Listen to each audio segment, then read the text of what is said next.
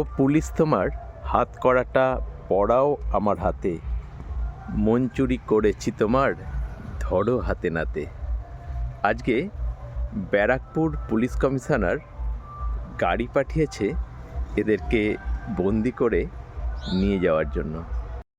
নিজেদের অজান্তেই ব্যারাকপুর পুলিশ কমিশনারের মন চুরি করে ফেলেছে যে আমার এই সেলোসিয়ার গাছগুলো।